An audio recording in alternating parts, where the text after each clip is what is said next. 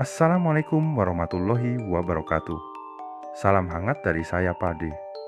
Semoga teman-teman yang mendengarkan diberikan kesehatan dan rizki yang cukup. Kali ini Pade akan menceritakan sebuah kisah tentang pendakian di Gunung Ciremai. Dan sebelum mulai ceritanya, jangan lupa klik subscribe dan tekan juga lonceng notifikasinya agar bisa mendengarkan lebih banyak kisah dari saya. Untuk teman-teman yang punya cerita mistis juga bisa dikirimkan lewat email yang tertera. Langit senja di Desa Linggarjati memancarkan semburat jingga yang menyapu pepohonan dan rumah-rumah sederhana. Basecamp pendakian Gunung Ciremai tampak sibuk. Pendaki dari berbagai daerah tampak sibuk mempersiapkan logistik, memeriksa peralatan, dan berbincang dengan pemandu lokal. Di tengah keramaian itu, Jaka berdiri diam, memandangi gunung yang menjulang megah di kejauhan. Ada sesuatu yang menggelitik perasaannya, seperti debar halus yang sulit dijelaskan. "Mas Jaka, kok melamun?" Suara riang Wawan memecah lamunannya. Jaka tersenyum tipis. "Nggak apa-apa, cuma rasanya gunung ini punya aura berbeda ya." Wawan tertawa kecil. "Ya jelas beda mas, kita naik gunung beneran, bukan tangga kos-kosan." Kelompok mereka terdiri dari 6 orang, semuanya mahasiswa yang berasal dari berbagai universitas di Indonesia. Jaka adalah yang paling dewasa dan dianggap sebagai pemimpin informal, meski ia jarang bicara. Lalu ada Wawan, si humoris dari Surabaya yang selalu bisa mencairkan suasana. Faris, mahasiswa asal Jakarta yang selalu merasa paling pintar, seringkali berbicara dengan nada sombong. Ayu, mahasiswi kedokteran dari Yogyakarta, adalah sosok pendengar yang bijak, sementara dua lainnya adalah Zaki, pemandu lokal yang sangat mengenal seluk-beluk Linggarjati, dan Putri, teman Ayu yang pendiam dan suka mencatat apapun yang ia lihat. Di salah satu sudut basecamp Park Jaya, seorang penjaga basecamp yang sudah puluhan tahun hidup berdampingan dengan Gunung Ciremai memulai briefing. Tubuhnya kecil, tetapi suaranya tegas dan berwibawa. "Anak-anak muda, dengarkan baik-baik. Gunung ini bukan cuma alam, tapi juga rumah bagi mereka yang tak kasat mata. Kalau mau mendaki, jangan lupa jaga sikap dan ucap." Pak Jaya menatap satu persatu wajah pendaki di depannya. Matanya berhenti agak lama di wajah Faris, yang saat itu hanya mendengarkan setengah hati sambil memainkan ponselnya. "Jangan anggap remeh apa yang saya katakan. Banyak yang sudah hilang karena tidak mematuhi aturan," katanya dengan suara rendah tapi mengandung peringatan. "Wah, serem amat, Pak. Kalau nggak takut, gimana?" Faris menyeletuk sambil terkekeh. Wajah Pak Jaya mengeras, tetapi ia hanya berkata, "Nanti kamu tahu sendiri." Setelah briefing selesai, mereka pindah ke warung kecil milik Busri, penduduk lokal yang menjual perbekalan. Busri, seorang wanita parubaya dengan senyuman ramah, memberikan daun sirih kepada setiap pendaki, termasuk kelompok Jaka. "Ini buat jaga diri," kata Busri sambil menyelipkan sejumput sirih ke dalam tas Jaka. "Kenapa harus pakai ini, Bu?" Jaka bertanya dengan sopan. Busri menatapnya lekat, seperti ingin menyampaikan sesuatu yang penting. "Gunung ini punya penghuni. Kadang mereka baik, kadang tidak. Sirih ini akan bantu mereka tahu kalau niat kalian baik." Malam itu, suasana di basecamp terasa hangat. Wawan melontarkan lelucon tentang bagaimana ia pernah salah membaca peta dan tersesat di tengah kota, membuat semua orang tertawa. Namun, di balik tawa itu, Jaka merasa ada sesuatu yang salah. Ia menatap ke arah hutan yang mulai gelap, dan seolah dari kejauhan ia mendengar bisikan. Suara itu lembut seperti panggilan atau peringatan. "Mas, kok serius amat? Lagi jatuh cinta sama gunung ya?" Wawan kembali menggodanya. Jaka tersenyum kecil. "Mungkin, tapi rasanya ini lebih dari sekadar jatuh cinta." Di kamar sederhana tempat mereka tidur malam itu, Jaka bermimpi. Dalam mimpinya, ia berada di tengah hutan, dikelilingi pohon-pohon besar. Di depannya, seorang perempuan berdiri dengan rambut panjang menjuntai, membelakanginya. "Siapa kamu?" Jaka bertanya. Perempuan itu menoleh perlahan, tetapi wajahnya tidak terlihat jelas. Yang terdengar hanya suara samar, "Jangan lupa jejakmu." Jaka terbangun dengan keringat dingin membasahi tubuhnya. Jam menunjukkan pukul 03.000 pagi, saat mereka harus bersiap memulai pendakian. Ia memandang keluar jendela, ke arah gunung yang kini tampak seperti bayangan hitam raksasa. Dalam hatinya, ia tahu perjalanan ini akan menjadi pengalaman yang tidak biasa. Langit pagi di desa Linggarjati mulai terang. Udara dingin menusuk, mengiringi suara kicau burung yang perlahan menggantikan kesunyian malam. Kelompok Jaka sudah bersiap-siap di halaman base camp. Wawan, seperti biasa, mencoba mencairkan suasana. Sebelum naik, foto dulu dong. Siapa tahu nanti kita nggak kelihatan lagi." Candaan itu membuat Ayu memutar bola matanya. "Wawan, nggak usah bikin suasana tambah serem." Pak Jaya muncul dari dalam rumah, membawa segelas kopi hitam. Ia menatap kelompok itu sebentar, lalu berkata pelan, "Jangan lupa berdoa sebelum berangkat." Mereka mengangguk patuh. Jaka memimpin doa singkat, meskipun hatinya masih terasa berat sejak mimpi aneh yang ia alami semalam. Dalam pikirannya, ia terus mengingat suara samar yang mengatakan, "Jangan lupa jejakmu." Perjalanan dari base camp menuju pos 1, Cibunar, terasa ringan. Jalan setapak yang mereka lalui cukup landai, dikelilingi hutan pinus yang sejuk. Wawan menghidupkan suasana dengan lelucon-lelucon khasnya. "Aku ini sudah mendaki gunung berkali-kali," katanya. "Yang belum pernah aku taklukkan cuma Hati Gebetan. Itu lebih tinggi dari Ciremai." Semua tertawa, termasuk Faris yang biasanya cenderung sinis. Namun, di tengah tawa itu, Jaka memperhatikan sesuatu. Ada suara gemerisik di semak-semak. Ia menoleh, tetapi tidak melihat apa-apa. Di Cibunar, mereka beristirahat sejenak di sebuah warung kecil milik penduduk lokal. Busri, yang mereka temui malam sebelumnya, ada di sana. Ia sedang menyapu halaman warungnya. "Mas Jaka," panggilnya, "ingat apa yang saya bilang semalam?" Jaka mengangguk tetapi tidak menjawab. Wawan yang penasaran bertanya, "Ibu ngomong apa sih sama Jaka? Bagi-bagi tips dong." Busri hanya tersenyum. "Jaga sikap, itu saja." Setelah beristirahat, mereka melanjutkan perjalanan menuju pos 2, Leuweung Datar. Jalur ini mulai lebih menanjak dengan hutan yang semakin lebat. Jaka mulai merasa ada sesuatu yang berbeda. Langkah-langkah mereka bergema, seperti ada yang mengikuti, meskipun tidak ada orang lain di belakang mereka. Kalian dengar nggak?" tanya Ayu tiba-tiba menghentikan langkahnya. "Dengar apa?" jawab Wawan. "Kayak ada suara gamelan, pelan banget dari arah sana." Ayu menunjuk ke arah hutan. Semua terdiam, mencoba mendengarkan, tetapi hanya ada suara angin yang berdesir. Faris tertawa kecil. "Kamu ini kebanyakan baca cerita horor kali." Namun, Jaka tahu Ayu tidak berbohong. Ia sendiri mendengar suara samar itu seperti tabuhan gendang dari kejauhan. Di tengah jalur, Wawan tiba-tiba terpeleset dan jatuh. "Aduh, kaki gua berat banget," katanya sambil mencoba berdiri.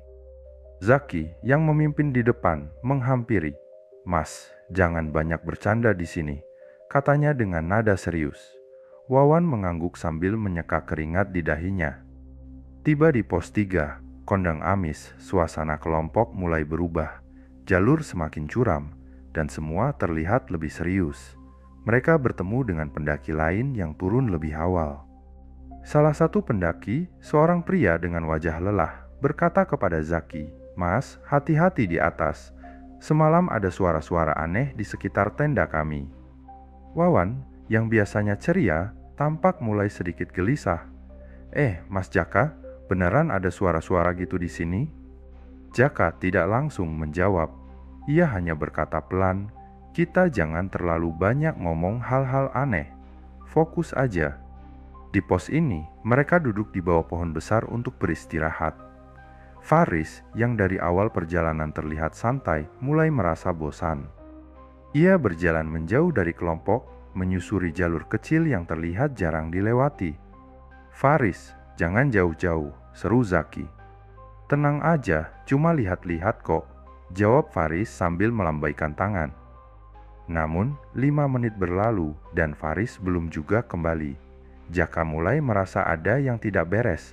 Ia memutuskan untuk menyusul bersama Zaki. Mereka menemukan Faris berdiri di dekat pohon besar, memandangi sesuatu di tanah. "Faris, kamu ngapain?" tanya Zaki.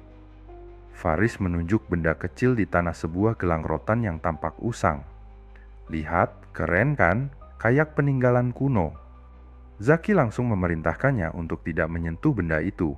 "Taruh lagi, jangan bawa apapun dari sini." Faris mendengus tetapi menuruti.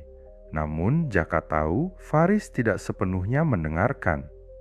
Ketika mereka melanjutkan perjalanan menuju pos 4, kuburan kuda, Jaka mulai merasa berat di langkahnya. Bukan hanya lelah, tetapi ada sesuatu yang menahan. Dalam hati, ia berkata pada dirinya sendiri, "Apa ini hanya perasaanku? Atau ada sesuatu yang benar-benar salah?" Suasana berubah semakin mencekam. Bayangan hutan yang rimbun terasa seperti mata-mata mengawasi setiap langkah mereka. Dan untuk pertama kalinya, Jaka merasa benar-benar tidak siap menghadapi apa yang akan datang. Hutan di sekitar pos 4, kuburan kuda terasa lebih gelap meskipun hari masih siang. Kabut tipis mulai turun, menyelimuti pepohonan besar yang tampak lebih tua dan suram dibanding sebelumnya. Jaka berjalan di barisan paling belakang, memperhatikan setiap langkah rekan-rekannya. Ia tidak bisa menghilangkan perasaan gelisah yang kian menguat. "Pos ini namanya serem banget ya," ujar Wawan sambil menarik napas panjang. "Kenapa harus kuburan kuda? Nggak ada nama yang lebih menyenangkan gitu?" Zaki, sang pemandu, tersenyum tipis. "Nama ini ada ceritanya. Dulu katanya ada kuda yang menemani seorang prajurit. Kudanya mati kelelahan di sini saat mendaki. Sejak itu, tempat ini dikenal sebagai kuburan kuda." "Wah, prajurit itu nggak punya SIM kuda kali," celetuk Wawan mencoba mencairkan suasana. Tapi kali ini tidak ada yang tertawa. Bahkan Ayu, yang biasanya tersenyum, tampak sibuk menatap sekeliling dengan waspada. Saat beristirahat di pos ini, Faris kembali menjadi pusat perhatian. Ia bersikap tidak sabar dan terus mengeluhkan jalur yang semakin berat. "Kita ini sudah berapa lama jalan? Kenapa jalurnya kayak nggak habis-habis?" keluhnya sambil meneguk air dari botolnya. Putri, yang sejak awal lebih banyak diam, akhirnya angkat bicara. "Kalau capek kita bisa istirahat dulu, tapi tolong jangan terus-terusan mengeluh. Itu bikin suasana nggak enak." Faris mendengus. Kalau nggak mau dengar keluhan, jangan naik gunung bareng orang lain. Wawan mencoba mencairkan ketegangan dengan lelucon, tetapi kali ini suasananya terlalu berat. Jaka akhirnya turun tangan. "Faris, kalau nggak bisa jaga sikap, lebih baik diam. Kita satu tim, jangan jadi beban." Kata-kata Jaka membuat Faris terdiam, meskipun ekspresinya jelas menunjukkan ketidaksukaan.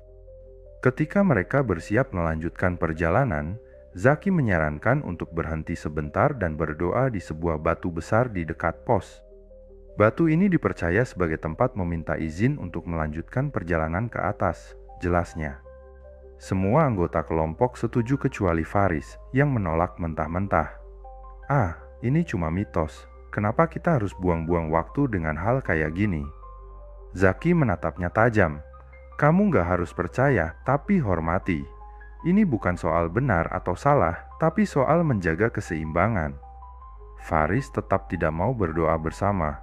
Ia memilih berjalan lebih dulu di jalur sempit yang naik ke arah pos 5, Pangalap. Namun beberapa menit kemudian terdengar teriakan dari arah Faris. Semua langsung berlari menghampiri. "Kenapa Faris?" tanya Jaka dengan nada tegas. Faris menunjuk ke tanah di depannya. Wajahnya pucat. "Itu ada rambut panjang di tanah." Jaka memeriksa tempat yang ditunjuk Faris, tetapi tidak menemukan apapun. "Kamu pasti salah lihat," kata Jaka mencoba menenangkan. "Tapi tadi aku lihat, rambut hitam panjang banget," Faris bersikeras. Zaki menghela napas. "Kita lanjut saja, jangan terlalu dipikirkan." Jalur menuju Pangalap semakin berat, tanahnya licin dan akar-akar pohon besar menjulur seperti jebakan. Angin yang sebelumnya lembut kini terasa lebih dingin, seperti menyelusup hingga ke tulang. Di tengah perjalanan, Jaka mendengar sesuatu seperti suara langkah tambahan, bukan dari kelompok mereka. Ia menoleh ke belakang, tetapi tidak ada siapa-siapa. "Ada apa, Mas Jaka?" bisik Ayu yang berjalan di dekatnya. Jaka menggeleng pelan. "Gak apa-apa, kita lanjut saja." Di pos ini, mereka bertemu dengan seorang pendaki lain, seorang pria parubaya bernama Pak Seno yang sedang beristirahat sendirian. "Kalian harus hati-hati," kata Pak Seno sambil menyalakan rokok. "Gunung ini kadang tidak ramah, apalagi kalau kita lupa diri." Zaki mengangguk hormat, tetapi Faris kembali bersikap sinis. "Semua orang di sini ngomongnya serem banget. Ini gunung, bukan istana hantu." Pak Seno hanya tersenyum tipis. Sebelum kelompok itu melanjutkan perjalanan, ia sempat berbisik kepada Jaka, "Jagalah yang paling keras kepala di antara kalian. Kadang yang seperti itu yang paling mudah tersesat." Ketika kelompok mendekati pos 6, tanjakan Seruni, Jaka mulai merasa ada yang aneh. Langkah mereka terasa lebih berat, dan suasana semakin sunyi. Bahkan Wawan, yang biasanya banyak bicara, kini lebih banyak diam. Tiba-tiba, Zaki menghentikan langkah. "Tunggu, kita kehilangan jejak Faris." Semua berhenti. Mereka menoleh ke belakang, tetapi Faris tidak ada di barisan. "Barusan dia masih di belakangku," kata Putri panik. Jaka mengambil alih situasi. "Zaki, kamu bawa Ayu dan Putri ke tanjakan Seruni. Wawan, ikut aku cari Faris. Jangan ada yang memisahkan diri lagi." Angin dingin menyapu hutan di sekitar tanjakan Seruni. Kabut semakin tebal, membuat jarak pandang hanya beberapa meter. Langkah-langkah berat Jaka dan Wawan bergema samar di jalur sempit yang dipenuhi akar pohon. Matahari mulai condong ke barat, membuat suasana terasa semakin gelap dan menekan. "Faris!" teriak Wawan, suaranya menggema tetapi tidak ada jawaban. "Dia nggak mungkin jauh," ujar Jaka, mencoba meyakinkan dirinya sendiri. "Barusan dia masih di barisan."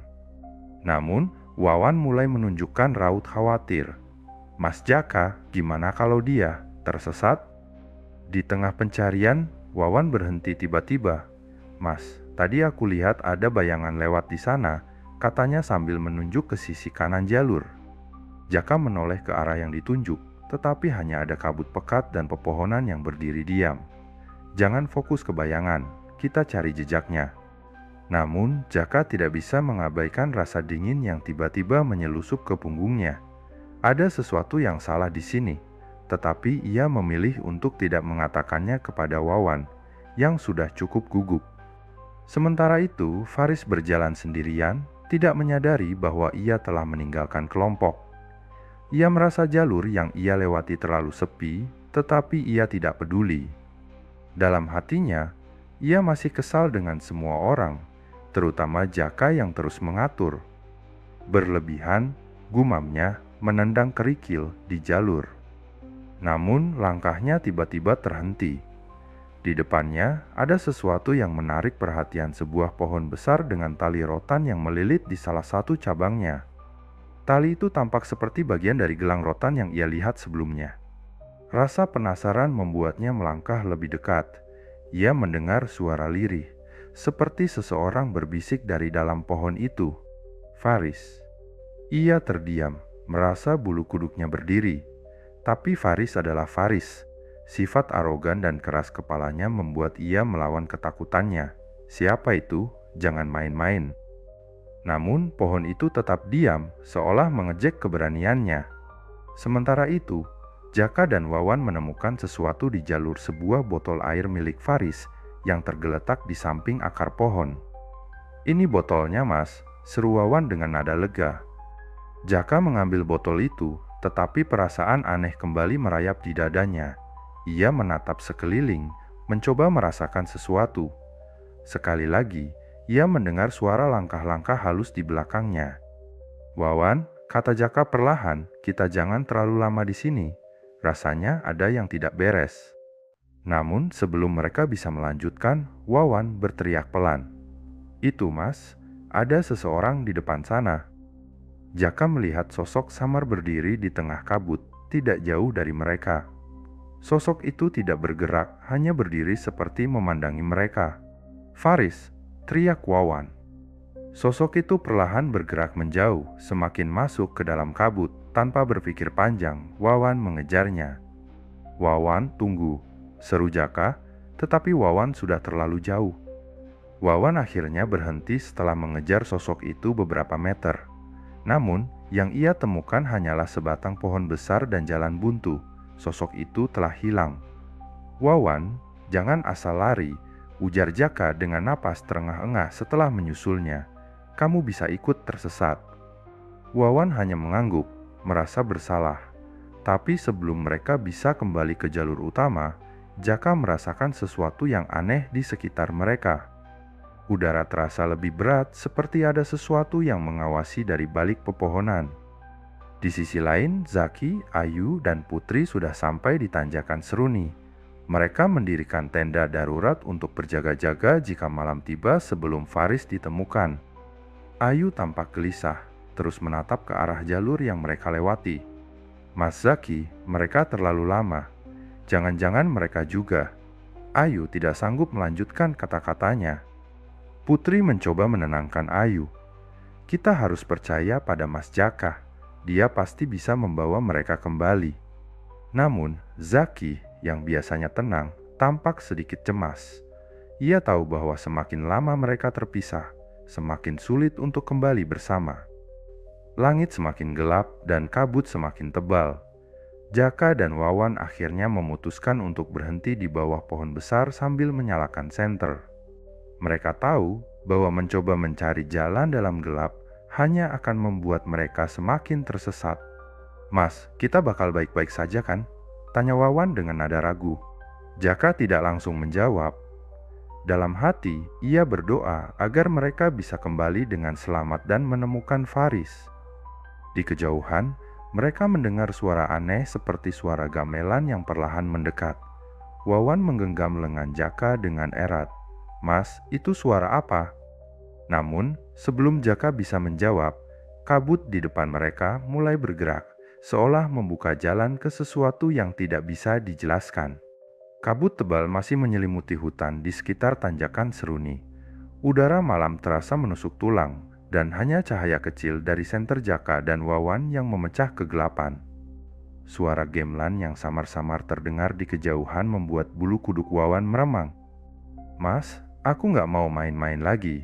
Kalau suara itu beneran ada, kita gimana?"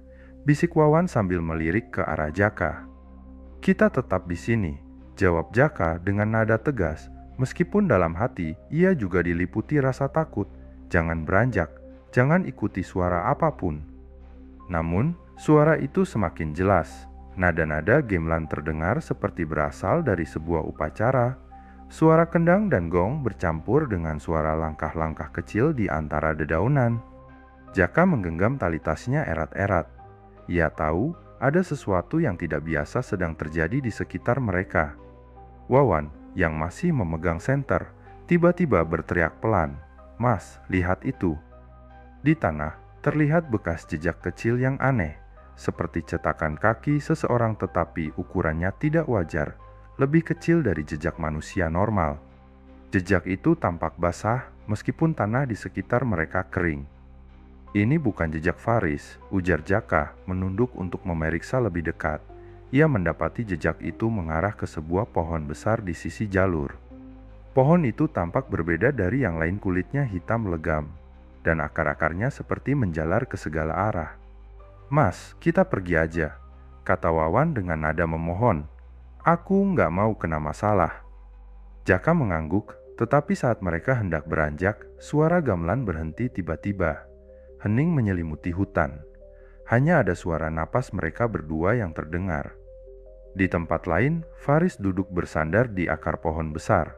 Ia merasa kelelahan setelah terus berjalan tanpa arah. Di sekelilingnya, kabut tebal mengurungnya seolah menutup semua jalan keluar. "Kenapa aku bisa sampai sini?" gumamnya sambil menggigit bibir. Ia mengingat kata-kata Zaki tentang meminta izin sebelum melanjutkan perjalanan, tetapi ia mengabaikannya. Kini, ia merasa benar-benar sendirian. Tiba-tiba, ia mendengar suara langkah dari belakang. Faris berdiri cepat, matanya membelalak. Seorang wanita dengan pakaian tradisional Jawa berdiri di depannya. Wajahnya tertutup kerudung, tetapi senyum samar terlihat di bibirnya. "Kenapa kau di sini?" Suara wanita itu terdengar lembut, tetapi ada sesuatu yang membuat Faris merasa tidak nyaman. "Saya tersesat, Bu. Bisa tolong tunjukkan jalan keluar?" tanya Faris dengan gugup. Wanita itu tidak menjawab, tetapi mengangkat tangannya, menunjuk ke sebuah jalan kecil di belakang pohon. "Lewat sini," katanya. Namun, sebelum Faris sempat bergerak, wanita itu berbalik, dan ia melihat sesuatu yang membuat darahnya membeku. Wanita itu tidak memiliki punggung, hanya rongga gelap yang menganga.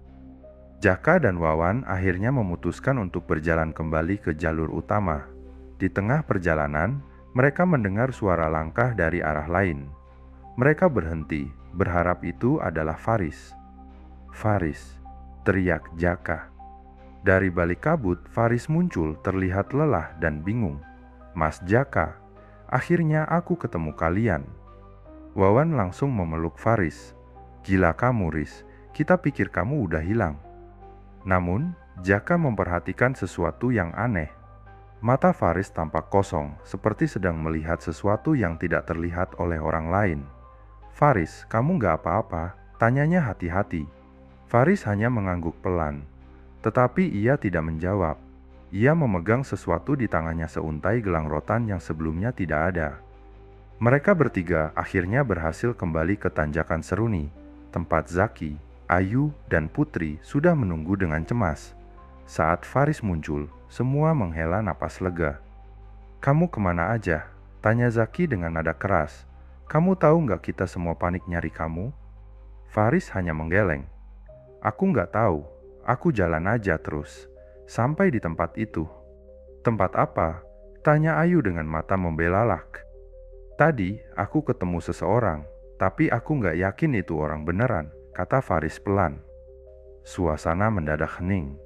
Semua orang menyadari bahwa ada sesuatu yang telah terjadi pada Faris, tetapi tidak ada yang berani membahasnya lebih lanjut malam itu. Saat malam semakin larut, mereka semua memutuskan untuk beristirahat. Namun, Jaka tetap terjaga. Ia duduk di luar tenda, menatap langit yang dipenuhi bintang. Di kejauhan, terdengar suara samar-samar, bukan gamelan, tetapi seperti suara tawa kecil anak-anak. Jaka merasa dadanya sesak. Ia tahu perjalanan ini belum selesai. Bahkan, tantangan sebenarnya mungkin baru saja dimulai. Malam di Tanjakan Seruni semakin sunyi. Hanya suara hembusan angin dan gelegar kecil dari dedaunan yang bergerak. Di tengah dinginnya malam, tenda kelompok pendaki berdiri di tempat yang dianggap aman, meski suasana di sekitar terasa mencekam. Lampu-lampu kecil yang tergantung di dalam tenda memancarkan cahaya redup, sementara wajah-wajah kelelahan dari para pendaki mulai mengendur dalam keheningan. Namun, tidak semuanya tertidur. Jaka masih terjaga. Ia duduk bersandar di batu besar tidak jauh dari tenda. Tatapannya lurus ke dalam gelap. Firasatnya yang buruk tidak kunjung hilang sejak mereka menemukan Faris. "Mas Jaka," suara pelan terdengar dari belakangnya. Jaka menoleh dan mendapati Ayu berdiri dengan selimut melilit tubuhnya. Wajah Ayu tampak pucat, matanya terlihat gelisah. "Kamu belum tidur?" tanya Jaka. Ayu menggeleng. "Aku nggak bisa tidur." Rasanya aneh, seperti ada yang mengawasi. Jaka mengangguk pelan. Ia merasa sama. Tetapi ia tidak ingin membuat Ayu semakin takut, jadi ia hanya menjawab, "Mungkin cuma karena lelah. Istirahat aja, besok perjalanan kita masih panjang." Namun, sebelum Ayu bisa kembali ke tenda, suara langkah pelan terdengar dari semak-semak di dekat mereka. Jaka berdiri, memasang posisi siaga. "Siapa di sana?" serunya. Tidak ada jawaban, hanya ada gejakan samar di balik kabut. Ayu meremas selimutnya dengan kuat, matanya melebar. "Mas, itu bukan manusia." bisiknya dengan nada gemetar. Sementara itu, di dalam tenda, Faris terjaga. Ia memandangi gelang rotan yang masih ada di tangannya. Gelang itu tampak sederhana, tetapi ada sesuatu yang membuatnya sulit untuk melepaskannya. "Kenapa aku nggak bisa ingat jelas apa yang terjadi tadi?" gumamnya. Tiba-tiba, ia mendengar suara bisikan. Bisikan itu begitu lembut, hampir tidak terdengar, tetapi jelas menyebut namanya. Faris, Faris. Faris mematung. Ia menoleh ke arah suara, tetapi tidak ada siapa-siapa. Jantungnya berdetak kencang. Ia mencoba menenangkan diri, tetapi suara itu terus berlanjut. Kali ini terdengar lebih dekat. "Keluar!" Bisikan itu memerintah. Seolah berada di bawah pengaruh sesuatu, Faris bangkit dan meraih jaketnya. Dengan langkah perlahan, ia membuka tenda dan keluar tanpa membangunkan yang lain. Jaka dan Ayu masih berdiri di dekat batu besar ketika mereka melihat Faris berjalan menjauh ke arah jalur. "Faris," panggil Jaka, "mau kemana kamu?" Faris tidak menjawab. Langkahnya terus berlanjut seperti sedang dalam keadaan trans. Jaka segera mengejarnya, diikuti oleh Ayu yang ketakutan. Faris berhenti. Jaka menarik bahu Faris dengan kuat, membuatnya terhenti. Faris menatap Jaka dengan mata kosong. "Aku harus pergi. Mereka memanggilku." "Siapa yang memanggil?" tanya Jaka dengan nada tegas. Faris hanya menunjuk ke arah hutan yang gelap, lalu bergumam, "Mereka menunggu di sana." Jaka merasa darahnya berdesir. Ia tahu Faris sedang berada dalam pengaruh sesuatu yang tidak wajar. Dengan cepat, ia menepuk pipi Faris dengan keras. "Sadarlah, Riz, nggak ada siapapun di sana." Faris tersentak, matanya kembali normal. "Mas, kenapa aku di sini?" tanyanya dengan bingung. Setelah memastikan Faris aman, Jaka memutuskan untuk membawa Ayu dan Faris kembali ke tenda.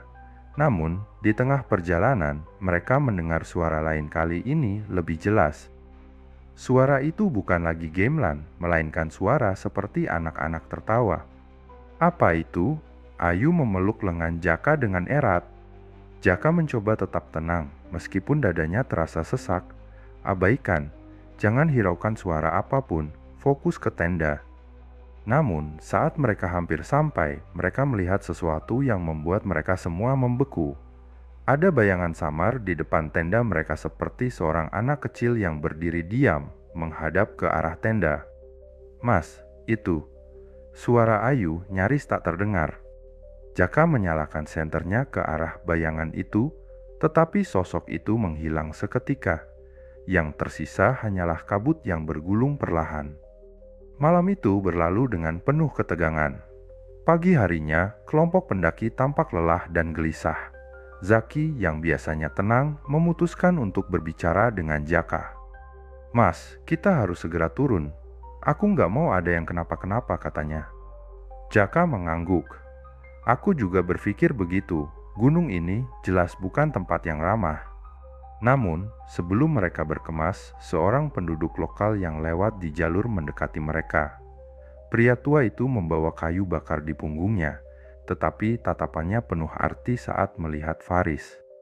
"Kalian dari mana?" tanya pria itu. "Kami pendaki, Pak. Mau lanjut ke puncak?" jawab Jaka sopan. Pria itu menggeleng pelan. "Hati-hati, banyak yang tidak kembali dari jalur ini, apalagi kalau sudah melanggar aturan." Ia menatap langsung ke Faris, lalu berkata dengan nada rendah, "Jangan bawa apapun yang bukan milikmu." Faris menunduk, memegangi gelang rotan di tangannya. Dalam hati, ia tahu bahwa gelang itu bukan miliknya, tetapi ia tidak berani melepasnya. Setelah menyaksikan indahnya puncak Gunung Ciremai, kelompok Jaka bersiap untuk perjalanan turun. Kabut tipis mulai menyelimuti puncak, memberi kesan magis sekaligus mencekam. Jaka memimpin di depan, memastikan langkah kelompoknya tetap terjaga di jalur yang curam menuju pos pangasinan. "Turunnya pasti lebih gampang kan?" canda Wawan sambil mengatur napas. Namun candaan itu tak sepenuhnya meredakan ketegangan yang dirasakan semua orang. Di sisi lain, Faris berjalan dengan langkah berat. Sejak peristiwa di malam sebelumnya, tatapannya kosong dan tubuhnya sering menggigil, meskipun ia tidak mengeluh. Setelah melewati jalan berbatu yang licin, mereka tiba di pos Sanggabuana. Pohon-pohon besar dengan akar mencuat di sekelilingnya terlihat seperti siluet gelap yang melingkupi jalur. Kabut mulai turun lebih tebal, membuat suasana semakin sunyi. Jaka memberikan arahan, "Istirahat sebentar di sini. Kita harus sampai Batulingga sebelum kabut makin pekat." Saat kelompok bersiap untuk melanjutkan perjalanan, Faris tiba-tiba berkata dengan nada datar, "Mereka tidak akan membiarkan kita pergi begitu saja." Semua orang terdiam. Jaka mendekati Faris, mencoba menenangkan. "Siapa yang kamu maksud, Faris? Jangan berpikir yang tidak-tidak." Faris tidak menjawab, hanya memandang ke arah hutan dengan mata yang tampak kosong. Saat mereka tiba di pos Batulingga, suasana semakin mencekam. Batu besar yang menjadi penanda pos terlihat seperti monolit misterius di tengah kabut.